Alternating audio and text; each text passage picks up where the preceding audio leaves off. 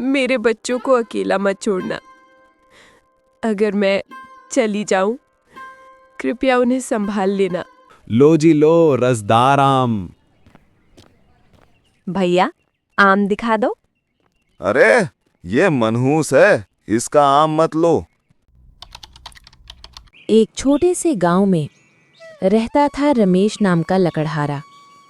गरीबी उसकी रग रग में बस चुकी थी और दुख उसका हमसफर बन गया था। लोग उसे कहते थे मनहूस, क्योंकि उसकी जिंदगी में सुख का एक टुकड़ा भी कभी नसीब नहीं हुआ। हे भगवान, मेरे बच्चों को खुशियां दे दो, मैं सब सह लूंगा, लेकिन उन्हें भूखा मत रहने देना।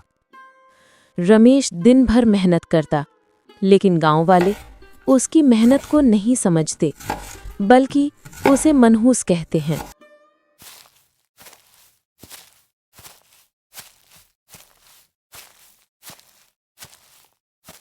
अरे देखो देखो, वही मनहूस लकड़हारा जा रहा है।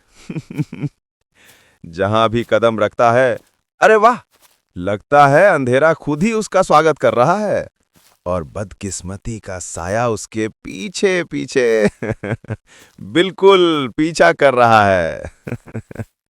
अरे इसका चेहरा देखो। सिर्फ इसे देखकर ही दिन ही बिगड़ जाता है।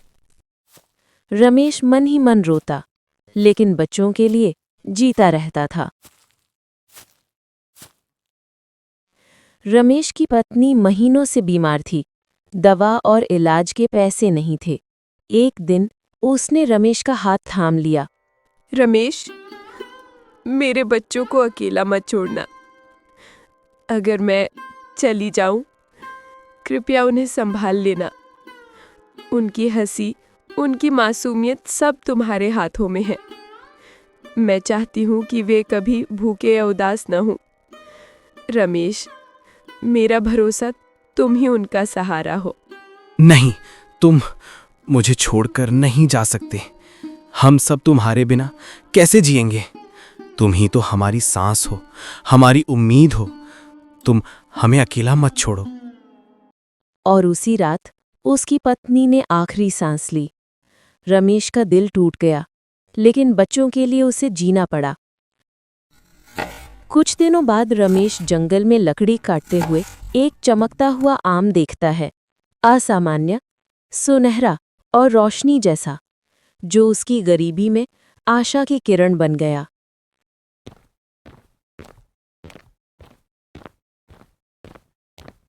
ओह, ये आम!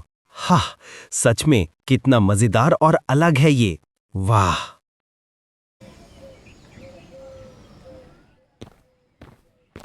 अगले दिन रमेश सुबह सुबह जंगल गया।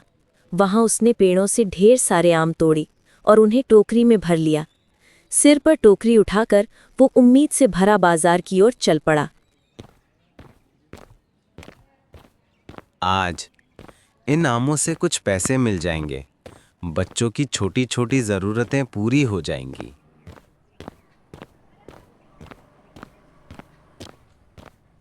आम ले लो आम। मीठे मीठे ताज़ा ताज़ा आम है भैया। लो जी लो बहन जी, रसदार आम है, खुशबूदार आम है। आम ले लो आम। देख लो जरा पेड़ से तोड़े हुए ताज़ा ताज़ा आम। अरे भैया, हंसते हंसते भी खा लो, इतने मीठे हैं कि दांतों में रस ही रस भर जाएगा। आम ले लो आम, मीठे मीठे ताज़ा ताज़ा आम ले लो। लो जी लो, रसदार आम। भैया, आम दिखा दो। अरे ये मनहूस है, इसका आम मत लो। इतना सुनते ही महिला पीछे हट गई और रमेश की आंखों में गहरी उदासी छा गई। वो घंटों तक टोकरी लेकर बैठा रहा, बार बार चिल्लाता रहा। आम ले लो आम, मीठे मीठे ताजा ताजा आम ले लो। रसदार आम, खुशबूदार आम लो। लो भैया, लो बहन जी, मीठे आम लो। आम ले लो आम, गर्मियों की शान, मीठे मीठे आम। लेकिन कोई नहीं आया। कोई भी उसका आम खरीदने नहीं पहुंचा। लोग बस दूर खड़े होकर हंसते और मजा लेते रहे। आखिरकार टूटा हुआ निराश रमेश अपनी भरी टोकरी सिर पर उठाकर धीमे कदमों से घर की ओर लौट गया। उस रात रमेश बहुत टूटा हुआ था, लेकिन बच्चों का चेहरा याद आते ही उसने ठान लिया वो हार नहीं मानेगा। अगली सुबह फिर से जंगल गया, आम तोड़े और टोकरी सिर पर रखकर बाजार पहुंच गया। आम ले लो आम, देख लो जरा, पेड़ से तोड़े हुए ताजा ताजा आम। अरे भैया, हंसते हंसते भी खा लो, इतने मीठे हैं कि दांतों में रस ही रस भर जाएगा। आम ले लो आम, मीठे मीठे ताजा ताजा आम ले लो जी लो, रसदार आम। अरे देखो, ये मनहूस फेर आ गया। कौन खरीदेगा इसका आम? मनहूस के आम कौन खाएगा? मनहूस है ये, मनहूस। इससे खरीदोगे तो घर भी मनहूस हो जाएगा। हाँ हाँ, सही बोल रहे हो। छोड़ो छोड़ो, इस मनहूस से कोई सौदा मत करना, वरना दिन भर मनहूसियत ही पीछा करेगी। मनहूस के आम, मनहूस मनहूस। लोग फिर से मजाक उड़ाने लगे। रमेश की आंखें भर आईं, लेकिन उसने हिम्मत नहीं हारी। वो बार बार पुकारता रहा। आम ले लो भैया, बहुत मीठे हैं। तभी बाजार में एक नया सेठ आया। उसकी नजर रमेश की टोकरी पर पड़ी। भाई ये आम दिखाना जरा। जी सेठ जी, देख लीजिए, ये बहुत मीठे और ताज़ा हैं। अरे सेठ जी, इस मनहूस से मत लेना, वरना आपका भी दिन खराब हो जाएगा। चुप रहो तुम सब। किसी मेहनती आदमी को मनहूस कहना पाप है। ये पसीना बहाकर आम तोड़ता है और तुम लोग इसका मजाक उड़ाते हो। सेठ के शब्द सुनकर भीड़ एकदम शांत हो गई। रमेश की आंखों से आंसू बह निकले। भाई, मुझे सारे आम तौल दो, आज से मैं तुम्हारा ग्राहक हूँ। सेठ जी, आपने तो मेरी इज्जत रख ली, भगवान आपको खुश रखे। उस दिन पहली बार रमेश के आम बिके और पहली बार उसे लगा कि उसकी मेहनत सच में रंग लाई है। सुबह की हल्की धूप में रमेश जंगल से ढेर सारे आम तोड़कर टोकरी में भरता है और गुनगुनाते हुए बाजार की ओर बढ़ता है।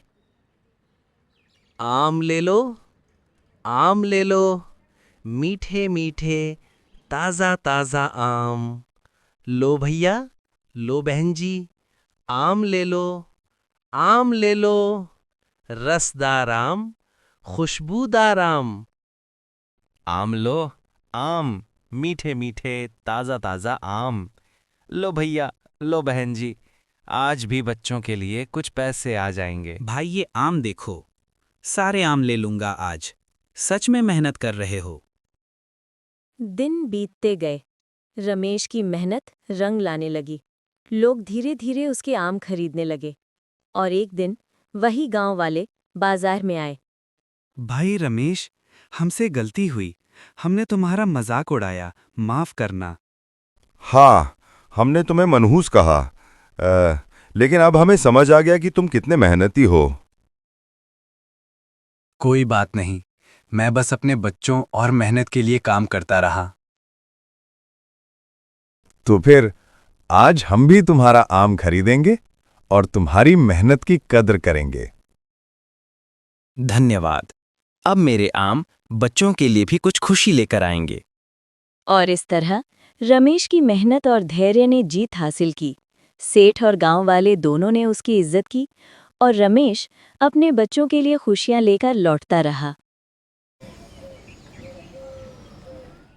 इस आम ने रमेश की गरीबी का चक्र तोड़ दिया। उसके बच्चों के लिए रोटी की कमी खत्म हो गई और गांव वालों की ताने अब इज्जत में बदल गए। धीरे धीरे रमेश का घर संवरने लगा। बच्चों के चेहरे पर मुस्कान लौट आई, लेकिन रमेश के दिल में एक खालीपन था जो सिर्फ उसकी पत्नी की याद से भरता था। आज मेरे पास सब है, लेकिन वो नहीं जो सबसे जरूरी था। अगर ये दौलत पहले मिलती तो मेरी पत्नी और बच्चों का बचपन नहीं जाता। रमेश अमीर बन गया, लेकिन अकेलापन उसके दिल को खा रहा था। रात को वह पेड़ के नीचे बैठता और अपनी पत्नी की याद में रोता। देखो, अब हमारे पास सब कुछ है, लेकिन तुम नहीं हो। किस्मत ने मुझे सब कुछ दिया, पर सबसे बड़ा सुख मेरे साथ नहीं आया। जिंदगी हमेशा आसान नहीं होती। कभी कभी किस्मत हमें बार बार परखती है। रमेश भले ही मनहूस कहलाया, लेकिन उसकी मेहनत और सच्चाई उसकी सबसे बड़ी दौलत थी। कभी किसी को मनहूस मत कहो। इंसान मनहूस नहीं होता, वक्त मनहूस होता है, और मेहनत, ईमानदारी इंसान की असली दौलत है।